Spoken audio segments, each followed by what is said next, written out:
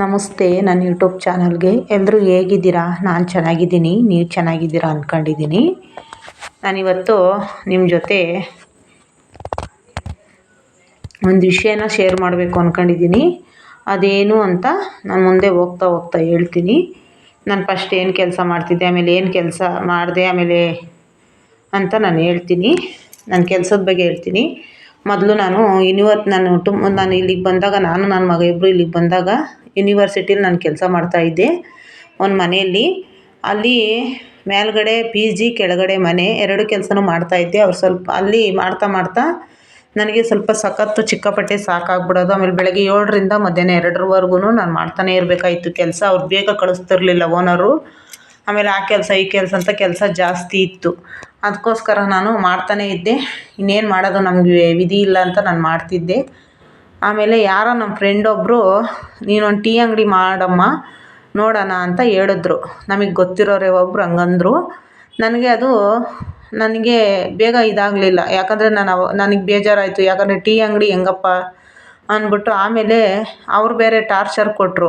ಅಂದರೆ ಮನೆ ಕೆಲಸ ಚಿಕ್ಕಪಟ್ಟೆ ಕೆಲಸ, ಆಮೇಲೆ ಸಂಬಳನೂ ಕಮ್ಮಿ ಇತ್ತು. ಮನೆ ಮಾತ್ರ ಚಿಕ್ಕಪಟ್ಟೆ ಕೆಲಸ ಇತ್ತು. ಬೆಳಗ್ಗೆ 7ರಿಂದ ಮಧ್ಯಾಹ್ನ 2 ಆದರೂ ಬಿಡ್ತಿರ್ಲಿಲ್ಲ, 3 ಗಂಟೆ ಆದರೂ ಕಳಿಸ್ತಿರ್ಲಿಲ್ಲ. ಒಂದೊಂದು ದಿನ 5 ಗಂಟೆ ಆಗಿಬಿಡೋದು. ಅವ್ರ ಮನೆಗೆ ಏನಾನ ಫಂಕ್ಷನ್ ಇದ್ದರೆ 5 ಗಂಟೆ ಆಗಿಬಿಡೋದು. ಹಂಗಾಗಿ ನಾನು ಮನೆಗೆ ಬರೋಕ್ಕೆ ಆಗ್ತಿರ್ಲಿಲ್ಲ. ಅಷ್ಟು ಒಂದು ಬೇಗ ಬರೋಕ್ಕಾಗ್ತಿರ್ಲಿಲ್ಲ ಮನೆಗೆ. ಹಂಗೆ ಒಂದು ಇದು ಮಾಡಿದರು. ಆಮೇಲೆ ನಾನು ನೋಡೋಣ, ನಮ್ಮ ಫ್ರೆಂಡ್ ಹೇಳಿದ್ರು ಒಂದು ಟೀ ಅಂಗಡಿ ಮಾಡಮ್ಮ ಅಂದ್ಬಿಟ್ಟು. ಆಯಿತು ಅಂದ್ಬಿಟ್ಟು ಒಂದು ಟೀ ಅಂಗಡಿನ ಮಾಡಿದೆ. ಅಂದರೆ ನನ್ನ ಹತ್ರ ಸ್ವಲ್ಪ ಒಡವೆ ಇತ್ತು. ಒಡವೆನೆಲ್ಲ ತಗೊಂಡೋಗಿ ಅಡ ಇಟ್ಬಿಟ್ಟು ನಾನು ಟೀ ಅಂಗಡಿ ತಗೊಂಡೆ. ಒಂದು ಅಂಗಡಿ ತಗೊಂಡೆ, ಸೈಕಲ್ ಮೇಲೆ ಪೆಟ್ಟಿ ಅಂಗಡಿ ಥರ ತಗೊಂಡೆ. ನಾನು ತಗೊಂಡು ಇಲ್ಲಿ ರಿಂಗ್ ರೋಡ್ ಅಂತ ಇದೆ, ನಾವು ಒಂದು ಸ್ವಲ್ಪ ಮುಂದಕ್ಕೆ ಶೆಟ್ಟಳ್ಳಿ ಆಂಜನೇಯನ ದೇವಸ್ಥಾನ ಬಿಟ್ಟು ಸ್ವಲ್ಪ ಮುಂದೆ ರಿಂಗ್ ರೋಡ್ ಅಂತ ಐತೆ. ಅಲ್ಲಿ ಇಟ್ಟಿದ್ದೆ ನಾನು ಟೀ ಅಂಗಡಿನ. ಅಲ್ಲಿ ನನಗೆ ಅಂಗಡಿಗಳು ಯಾವೂ ಜಾಸ್ತಿ ಇರಲಿಲ್ಲ. ಹಂಗಾಗಿ ಇಲ್ಲಿ ವ್ಯಾಪಾರ ಚೆನ್ನಾಗಾಗ್ತೈತೆ, ಅಲ್ಲಿ ಇಟ್ಕೊಳ್ರಿ ಅಂತ ಯಾರೋ ಹೇಳಿದ್ರು, ಅಂಗಡಿ ಕೊಟ್ಟವರೇ ಹೇಳಿದ್ರು. ಸರಿ ಆಯಿತು ಅಂದ್ಬಿಟ್ಟು ಅಲ್ಲಿಟ್ಟೆ ನಾನು ಅಂಗಡಿನ. ಇಟ್ಟರೆ 2.5 ತಿಂಗಳಾಯಿತು ನಾನು ಅಂಗಡಿ. 2.5 ತಿಂಗಳು ಚೆನ್ನಾಗಿ ನಡೀತು ನನಗೆ, ವ್ಯಾಪಾರನೂ ಚೆನ್ನಾಗಾಯಿತು ಅಂಗಡೀಲಿ. ಆಮೇಲೆ 2.5 ತಿಂಗಳಾದಮೇಲೆ ಅದು ಯಾರು ಕೆಟ್ಟ ದೃಷ್ಟಿ ನನ್ನ ಅಂಗಡಿ ಮೇಲೆ ಬಿತ್ತೋ ನನಗೆ ಗೊತ್ತಿಲ್ಲ. ಒಂದಿನ ಹೋಗಿ ಅಂಗಡಿಗೆ ಐಟಮ್ ಎಲ್ಲ ಹಾಕ್ಕೊಬಂದೆ ನಾನು. ಹಾಕ್ಕೊಬಂದು ಆವತ್ತು ಸಂಜೆವರೆಗೂ ವ್ಯಾಪಾರ ಮಾಡಿದೆ. ವ್ಯಾಪಾರ ಮಾಡಿಬಿಟ್ಟು ಬೆಳಗ್ಗೆ ಹೋಗೋದ್ರಷ್ಟೊತ್ತಿಗೆ ಅಂಗಡಿ ಒಳಗೆ ಐಟಮೇ ಇರಲಿಲ್ಲ. ಎಲ್ಲ ಕದ್ಕೊಂಡು ಹೋಗ್ಬಿಟ್ಟಿದ್ರು, ಅಂದರೆ ಕಳ್ತನ ಮಾಡ್ಕೊಂಡು ಹೋಗ್ಬಿಟ್ಟಿದ್ರು. ಅಂದರೆ ತುಂಬಿ ಸಿಲಿಂಡ್ರ್ ತಗೊಂಡು 3 ದಿವಸ ಆಗಿತ್ತು. ಓನರ್ ಹತ್ರ ಸಾಲ ಸಿಲಿಂಡ್ರ್ ತಗೊಂಡಿದ್ದೆ. ಮತ್ತು ಐಟಮ್ ಎಲ್ಲ ಜಾಸ್ತಿ ಹಾಕಿದೆ, ಗುಟ್ಕಾ ಐಟಮ್. ಇವಾಗ ಗಂಡು ಮಕ್ಕಳೆಲ್ಲ ಜಾಸ್ತಿ ಬರ್ತಿರ್ತಾರಲ್ವ, ಬೀಡಿ ಸಿಗರೇಟು ಸೇದೋಕ್ಕೆ ಮತ್ತು ಟೀ ಕುಡಿಯುವಾಗ ಅದೆಲ್ಲ ಇರಬೇಕಲ್ಲ ಟೀ ಅಂಗಡೀಲಿ. ಹಂಗಾಗಿ ನಾನು ಜಾಸ್ತಿ ಹಾಕಿದ್ದೆ ಅದೆಲ್ಲ. ಯಾರು ನೋಡ್ಕೊಂಡಿದ್ರೋ ನಮಗೆ ಗೊತ್ತಿಲ್ಲ. ಆಮೇಲೆ ಪಕ್ಕದಲ್ಲಿ ಒಂದು CC ಕ್ಯಾಮ್ರಾ ಇತ್ತು. ಹೆಂಗಿರು CC ಕ್ಯಾಮ್ರಾ ಐತಿ ಅಂದ್ಬಿಟ್ಟು ನಾನು ಸ್ವಲ್ಪ ನೆಗ್ಲೆಕ್ಟ್ ಮಾಡಿದೆ. ಮನೆಗೇನು ಐಟಮ್ ತರ್ತಿರ್ಲಿಲ್ಲ. ಎಲ್ಲ ಹೇಳಿದ್ರು ನನಗೆ ತಗೊಂಡೋಗು ಮನೆಗೆ ಅಂತ. ನಾನು ತರಲಿಲ್ಲ. ಅಂದರೆ ಡೈಲಿ ಆಟೋಕ್ಕೆ 100 ರೂಪಾಯಿ ಎಲ್ಲಿಡೋದು, ಡೈಲಿ ಆಟೋಕ್ಕೆ 100 ರೂಪಾಯಿ ಇಡೋಕ್ಕಾಗಲ್ಲ ಅಂದ್ಬಿಟ್ಟು ನಾನು ಅಲ್ಲೇ ಬಿಟ್ಟು ಬರ್ತಾಯಿದ್ದೆ. ಅದು ಸಿಂಗಲ್ ಅಂಗಡಿ, ನಾವಿಕ್ಕಿರೋ ರೋಡಲ್ಲಿ ಅಂಗಡಿಗಳು ಯಾವೂ ಇರಲಿಲ್ಲ. ಹಂಗಾಗಿ ನಾನು ಅಲ್ಲಿ CC ಕ್ಯಾಮ್ರಾ ಇತ್ತು ಅಂದ್ಬಿಟ್ಟು ನಾನು ಸುಮ್ಮನೆ ಅದೇ CC ಕ್ಯಾಮ್ರಾ ಐತಲ್ವ, ಏನಾದರೂ ಪ್ರಾಬ್ಲಮ್ ಆದರೆ ಹೇಳ್ತಾರೆ ಬಿಡು ಅಂತ ನಾನು ನಂಬಿ ನಾನು ಅಲ್ಲೇ ಬಿಟ್ಟು ಬಂದೆ.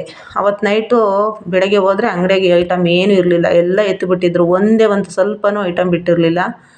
ಆಮೇಲೆ ನಾನು ಮೊಟ್ಟೆ ಅದೆಲ್ಲ ಇಟ್ಟಿದ್ದೆ. ಮೊಟ್ಟೆ ಒಂದು ಬಿಟ್ಟಿದ್ರು, ಒಂದು 10 ಪ್ಯಾಕೆಟ್ ಬಿಸ್ಕೆಟ್ ಬಿಟ್ಟಿದ್ರು ಅಷ್ಟೇ. ಇದ್ದಿದ್ದೆಲ್ಲ ಎತ್ತಿಬಿಟ್ಟಿದ್ರು.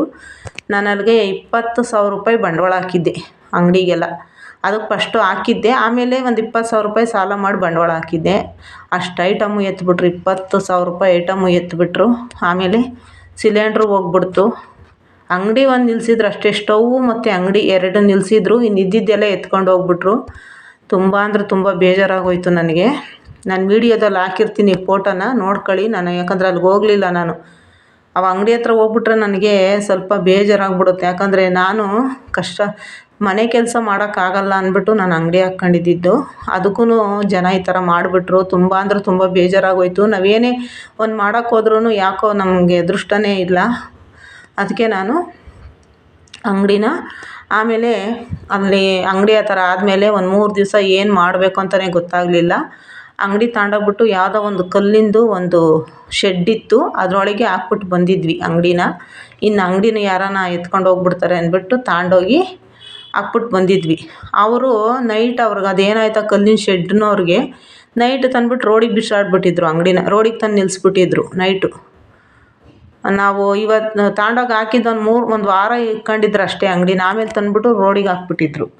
ಆಮೇಲೆ ಇನ್ನೇನಪ್ಪ ಮಾಡೋದು, ಅಂಗಡಿ ತಗೊಂಡೋಗಿ ಎಲ್ಲಿ ನಿಲ್ಲಿಸ್ಕೊಳ್ಳೋದು, ನಮ್ಮ ಮನೆ ಹತ್ರನೂ ಜಾಗ ಇಲ್ಲ ಅಂದ್ಬಿಟ್ಟು, ಅಂದರೆ ನಮ್ಮ ಬಾಡಿಗೆ ಮನೆಗಲ್ವಾ ಜಾಗ ಇರಲ್ಲ ಅಂದ್ಬಿಟ್ಟು ಮತ್ತೆ ಅಲ್ಲೆಲ್ಲ ಬಸ್ ಸ್ಟ್ಯಾಂಡಲ್ಲಿ ನಿಲ್ಲಿಸಿದ್ದೀನಿ. ಇವಾಗ ಐತೆ ಅಂಗಡಿ ಬಸ್ ಸ್ಟ್ಯಾಂಡಲ್ಲಿ ನಿಲ್ಲಿಸಿದ್ದೀನಿ. ಹಂಗಾಗಿ ನನಗೆ ಅಂಗಡಿ ನಾನು ನನ್ನ ಮನೆ ಕೆಲಸ ಮಾಡೋಕ್ಕಾಗಲ್ಲ ಅಂತ ಅಂಗಡಿ ಹಾಕ್ಕೊಂಡಿದ್ದು. ಅಂದರೆ ಜನ ಹೆಂಗಪ್ಪ ಅಂದರೆ ನಾನು ನಿಜವಾಗ್ಲೂ ಅದು ಆಮೇಲೆ ನನಗೆ ಸಾಲದ್ದು ಜಾಸ್ತಿ ತಲೆ ಮೇಲೆ ಬಂದುಬಿಡ್ತು. ಮತ್ತು ನನಗೆ ಬಂಡವಾಳ ಹಾಕಿ ಅಂಗಡಿ ಮಾಡೋಕ್ಕಾಗಲಿಲ್ಲ. ಅದಕ್ಕೋಸ್ಕರ ಅಂಗಡಿನ ನಾನು ಇವಾಗ ಸೇಲ್ಗಿಟ್ಟಿದ್ದೀನಿ. ಅದು ಹೋಗ್ತಾ ಇಲ್ಲ ಅಂಗಡಿ, ಯಾರೂ ಕೇಳ್ತಾ ಇಲ್ಲ. ಯಾಕಂದರೆ ನಾನು ಕೊಟ್ಟಿರೋ ರೇಟಿಗೆ ಯಾರೂ ಕೊಡ್ತಾ ಇಲ್ಲ. ಆದರೂ ಸ್ವಲ್ಪ ಕಮ್ಮಿನೇ ಹೇಳ್ತಾ ಇದ್ದೀನಿ ನಾನು, ಆದರೂ ಯಾರೂ ಕೇಳ್ತಾ ಇಲ್ಲ, ಯಾರೂ ಮೂತಾ ಇಲ್ಲ. ಅಂದರೆ ಒಂದು ಸ್ವಲ್ಪ ಕೇಳಲ್ಲ, ಇನ್ನೂ ಕಮ್ಮಿ ಕೇಳ್ತಾರೆ. ಹೆಂಗೆ ಕೊಡೋದಪ್ಪ, ಅಷ್ಟೊಂದು ಬಂಡವಾಳ ಹಾಕಿ ಅಂಗಡಿ ತಗೊಂಡು ಮತ್ತೆ ಕಮ್ಮಿ ಕೇಳ್ತಾರೆ. ನನಗೆ ಹೆಂಗೆ ಅಂದರೆ ಒಂಥರ ನೋವಾಗ್ಬಿಡ್ತು. ಆಮೇಲೆ ನಾನು ಒಂದು 3-4 ದಿವಸ ಏನು ದಿಕ್ಕೇ ತೋರಿಸ್ಲಿಲ್ಲ ನನಗೆ. ಮತ್ತೆ ನಾನು ಮನೆ ಕೆಲ್ಸಕ್ಕೆ ಹೋಗಂಗೆ ಆಗೋಗ್ಬಿಡ್ತು ಅಂದ್ಬಿಟ್ಟು ಮತ್ತೆ ನಾನು ಅಂಗಡಿ ಎಲ್ಲ ಬಿಟ್ಟು ಮನೆ ಕೆಲ್ಸಕ್ಕೆ ಹೋಗಕ್ಕೆ ನಿಂತ ಮೇಲೆ ಹೆಂಗೆ ಅನ್ನಿಸ್ತು ನನಗೆ. ನಾನು ಮನೆ ಕೆಲಸ ಬಿಟ್ಟು ಮನೆ ಕೆಲಸ ಮಾಡೋಕ್ಕಾಗಲ್ಲ ಅಂತ ಅಂಗಡಿ ಹಾಕ್ಕೊಂಡೆ. ಅಂಗಡಿಗೂ ಬಿಟ್ಟು ಅಂಗಡಿನೂ ಈ ಥರ ಆಗೋಯ್ತು. ಮತ್ತು ನಾನು ಮನೆ ಕೆಲ್ಸಕ್ಕೆ ಹೋಗಂಗೆ ಆಗೋಯ್ತಲ್ಲಪ್ಪ ಅಂದ್ಬಿಟ್ಟು ಸಿಕ್ಕಾಪಟ್ಟೆ ಬೇಜಾರಾಗೋಯ್ತು ನನಗೆ. ಆಮೇಲೆ ನನ್ನ ಮಗ ಒಂದು 3-4 ದಿವಸ ಮನೆಯಲ್ಲೇ ಇದ್ದೆ, ಏನೂ ಕೆಲಸ ಇರಲಿಲ್ಲ. ಆಮೇಲೆ ನಾನು ಜಾಸ್ತಿ ಯೂಟ್ಯೂಬ್ನ ನೋಡ್ತಾ ಇದ್ದೆ. ನಾನು ಯೂಟ್ಯೂಬ್ ಸ್ಟಾರ್ಟ್ ಮಾಡಿದ್ದು ಹೇಳ್ತೀನಿ ಇದೇ ಟೈಮಲ್ಲೇ. ಆ ಟೈಮಲ್ಲೇ ನಾನು ಯೂಟ್ಯೂಬ್ ಸ್ಟಾರ್ಟ್ ಮಾಡಿದ್ದು. ಅಂಗಡಿದೆಲ್ಲ ಈ ಥರ ಆಗ್ಬಿಡ್ತಲ್ಲ, ಒಂದಿನ ನಾನು ಜಾಸ್ತಿ ಯೂಟ್ಯೂಬಲ್ಲಿ ಹೆಣ್ಮಕ್ಳು ಮಾಡೋ ವೀಡಿಯೋಗಳ್ನೆಲ್ಲ ನೋಡ್ತಾ ಇದ್ದೆ. ಆಮೇಲೆ ನನ್ನ ಮಗನಿಗೊಂದು ದಿವಸ ಹೇಳಿದೆ, ನಾವೊಂದು ಯೂಟ್ಯೂಬ್ ಚಾನಲ್ ಓಪನ್ ಮಾಡೋಣಪ್ಪಿ ಅಂದೆ. ಅವನು ಆಯ್ತು ಬಿಡಮ್ಮ ಮಾಡಿಕೊಡ್ತೀನಿ ಅಂತ ಎಲ್ಲ ಅಪ್ಲೋಡ್ ಮಾಡಿ ಮಾಡಿಕೊಟ್ಟ. ಅದು ಯಾರಿಂದ ಕಲ್ತ್ಕೊಂಡ್ವಿ ಅಂತ ಮುಂದೆ ನಾನು ಹೇಳ್ತೀನಿ, ಯಾವ ಥರ ಅಪ್ಲೋಡ್ ಮಾಡೋದು ಮತ್ತು ವೀಡಿಯೋ ಎಲ್ಲ ಯಾರಿಂದ ನಾವು ಕಲ್ತ್ಕೊಂಡ್ವಿ ಅಂತ ಹೇಳ್ತೀನಿ, ಯಾರು ನೋಡಿ ಕಲ್ತ್ಕೊಂಡ್ವಿ ಅಂತ ಮುಂದಿನ ಇನ್ನೊಂದು ವೀಡಿಯೋದಲ್ಲಿ ನಾನು ಹೇಳ್ತೀನಿ. ಯಾವಾಗ ಅವನು ನನಗೆ ಯೂಟ್ಯೂಬ್ ಮಾಡ್ಕೊಡೋಕೆ ನಿಂತ್ಕೊಂಡ, ಆವಾಗ ನನಗೆ ಸ್ವಲ್ಪ ಅಂಗಡಿ ಕಡೆದು ಗಮನನ ಮರೆತುಬಿಟ್ಟೆ. ಯಾಕಂದರೆ ನನಗೆ ಅಷ್ಟು ಒಂದು ಹಚ್ಕೊಂಬಿಟ್ಟಿದ್ದೆ. ಒಂಥರ ನನಗೆ ಜೀವನಕ್ಕೊಂದು ದಾರಿ ಮಾಡ್ಕೊಂಡಿದ್ದೆ, ಆ ದಾರಿಗೂ ಈ ಥರ ಮಾಡಿಬಿಟ್ರು. ಯಾರೇ ಆಗಲಿ ನಾನು ದಯವಿಟ್ಟು ಕೇಳ್ಕೊಳ್ಳೋದು ಏನಪ್ಪ ಅಂದರೆ, ಯಾರೂ ಕಷ್ಟಪಟ್ಟು, ನಾನು ಸಹ ಕಷ್ಟಪಟ್ಟು ಇವತ್ತು ನಾನು ಬಡ್ಡಿ ಕಟ್ತಾಯಿದ್ದೀನಿ. ಅಂಗಡಿ ಇನ್ನೂ ಸಾಲ ತೀರ್ಸೋಕ್ಕಾಗಿಲ್ಲ ನನಗೆ. ಇವತ್ತು ಸಹ ನಾನು ಬಡ್ಡಿ ಕಟ್ತಾಯಿದ್ದೀನಿ, ಅಂಗಡಿ ದುಡ್ಡು ಸಾಲ ಮಾಡಿರೋದು. ಯಾರೇ ಆಗಲಿ ಹೆಣ್ಮಕ್ಳುಗಳು ಸಾಲ ಮಾಡಿ ಅಂಗಡಿ ಬಂಡವಾಳ ಹಾಕಿರ್ತಾರೆ, ಮತ್ತು ಫೈನಾನ್ಸ್ನಲ್ಲಿ ಎತ್ತಿರ್ತಾರೋ, ಮತ್ತು ಒಡವೆ ಇಟ್ಟಿರ್ತಾರೋ, ಯಾರ ಹತ್ರನ ಸಾಲ ಮಾಡಿರ್ತಾರೋ, ಸಂಘದಲ್ಲಿ ಎತ್ತಿರ್ತಾರೋ, ಏನೋ ಒಂದು ಮಾಡಿ ಒಂದು ಬಿಸ್ನೆಸ್ ಮಾಡಬೇಕು, ಒಂದು ವ್ಯಾಪಾರ ಮಾಡಬೇಕು ಅಂತ ಹೇಳಿ ಮಾಡ್ತಾಯಿರ್ತಾರೆ. ಆಮೇಲೆ ಅದರೊಳಗೂ ಫ್ಯಾಕ್ಟ್ರಿಗಳಲ್ಲಿ ಏಜ್ ಆದಮೇಲೆ ತಗೊಳ್ಳಲ್ಲ ಕೆಲವು ಜನಗಳಿಗೆ. ಹಂಗಾಗಿ ಅವ್ರು ಏನೋ ಒಂದು ದಾರಿ ಮಾಡ್ಕೊಂಡಿರ್ತಾರೆ. ನಮ್ಮ ಥರ ಇರ್ತಾರೆ ಎಲ್ಲರೂ, ಏನೋ ಒಂದು ದಾರಿ, ಒಂದು ಜೀವನಕ್ಕೊಂದು ದಾರಿ. ಯಾಕಂದರೆ ಇವಾಗ ಅಡ್ಡದಾರಿ ಎಲ್ಲ ಮಾಡೋದು ಬೇಡ. ಏನೋ ನಿಯತ್ತಾಗೆಲ್ಲ ಒಂದು ಕಡೆ ವ್ಯಾಪಾರ ಮಾಡ್ಕೊಂಡು ದುಡ್ಕೊಂಡು ತಿನ್ನೋಣ ಅಂದ್ಬಿಟ್ಟು ಏನೋ ಒಂದು ಮಾಡಿರ್ತಾರೆ. ದಯವಿಟ್ಟು ಕಳ್ತನ ಮಾಡಿಬಿಟ್ಟು ನೀವು 1 ದಿವಸ 2 ದಿವಸ ತಿಂದ್ಬಿಡ್ತೀರ, ಅವರು ಜೀವನ ಪೂರ್ತಿ ಕೊರಗಬೇಕು. ಯಾಕಂದರೆ ಮತ್ತೆ ಬಂಡವಾಳ ಹಾಕೋಕ್ಕೆ ನನ್ನ ಹತ್ರ ಬಂಡವಾಳ ಇರಲಿಲ್ಲ. ಆಮೇಲೆ ನಾನು ಬಂಡವಾಳನೂ ಇರಲಿಲ್ಲ, ಏನಿಲ್ಲ. ಅದಕ್ಕೆ ನಾನು ಸುಮ್ಮನಾಗ್ಬಿಟ್ಟೆ. ಮತ್ತು ಇವಾಗ ಅಂಗಡಿ ಹೋಗ್ತಾ ಇಲ್ಲ ನಂದು. ಹಂಗಾಗಿ ನೋಡಿ, ಇದೆ ನನ್ನ ಅಂಗಡಿ. ದಯವಿಟ್ಟು ಯಾರಿಗೆಲ್ಲ ನನ್ನ ವಿಡಿಯೋ ಇಷ್ಟ ಆಗುತ್ತೆ ಅವರೆಲ್ಲ ಲೈಕ್ ಮಾಡಿ, ಶೇರ್ ಮಾಡಿ, ಸಬ್ಸ್ಕ್ರೈಬ್ ಮಾಡ್ಕೊಂಡು ನೋಡಿ. ದಯವಿಟ್ಟು ಯಾರಿಗೂ ಈ ಥರ ಕಳ್ತನ ಮಾಡಿ ಮತ್ತು ಇನ್ನೊಬ್ಬರ ಜೀವನದಲ್ಲಿ ಕಳ್ತನ ಮಾಡೋಕ್ಕೆ ಹೋಗಬೇಡಿ. ಧನ್ಯವಾದ.